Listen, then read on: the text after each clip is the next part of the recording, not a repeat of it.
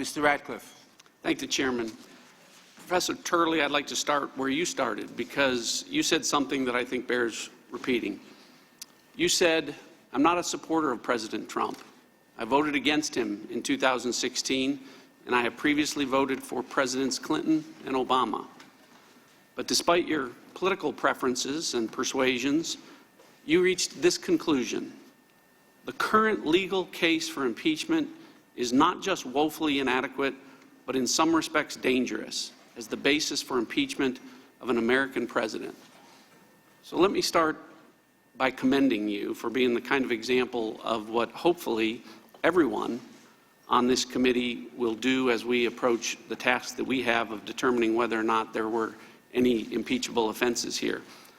One of the problems that you've articulated as leading you to the conclusion of calling this the, should it proceed, the shortest impeachment proceeding with the thinnest evidentiary record and the narrowest grounds ever attempted to impeach a president, is the fact that there has been this ever-changing, constantly evolving, moving target of accusations, if you will.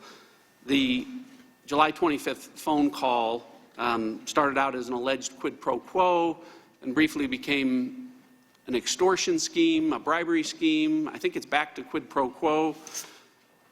Now, besides pointing out that both Speaker Pelosi and Chairman Schiff waited until almost every witness had been deposed before they even started to use the term bribery, I think you've clearly articulated why you think the definitions that they have used publicly are flawed, if not unconstitutional, both in the 18th century or in the 21st century. But would you agree with me that bribery under any valid definition requires that a specific quid pro quo be proven? Yes, more importantly, the Supreme Court has focused on that issue, as well as what is the definition of a quid pro quo. So if military aid or security assistance is part of that quid pro quo, where in the July 25th transcript does President Trump ever suggest that he intends to withhold military aid for any reason? He doesn't. And that's the reason we keep on hearing the words circumstantial and inferential. And that's what is so concerning, is that those would be appropriate terms. It's not that you can't have a circumstantial case. Those would be appropriate terms if these were unknowable facts. But the problem is that you have so many witnesses that have not been subpoenaed, so many witnesses that we have not heard from. Right. So if it's not in the transcript, then it's got to come from witness testimony, and I assume you've reviewed all the witness testimony. So you know that no witness has testified that they either heard President Trump or were told by President Trump to withhold military aid for any reason, correct? Correct.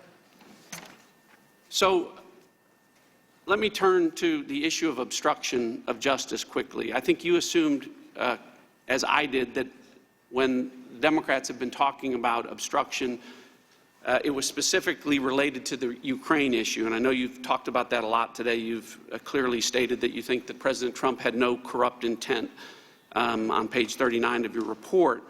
You said something else I think that bears repeating today. You were highlighting the fact that the Democrats appear to be taking the position that if a president seeks judicial review over executive branch testimony or documents subpoenaed by Congress, that rather than letting the courts be the arbiter, Congress can simply impeach the president for obstruction based on that. Did I hear you say that if we were to proceed on that basis, that that would be an abuse of power? I did, and let me be very clear about this. I don't disagree with my colleagues that nothing in the Constitution says you have to go to a court or wait for a court. That's not what I'm saying.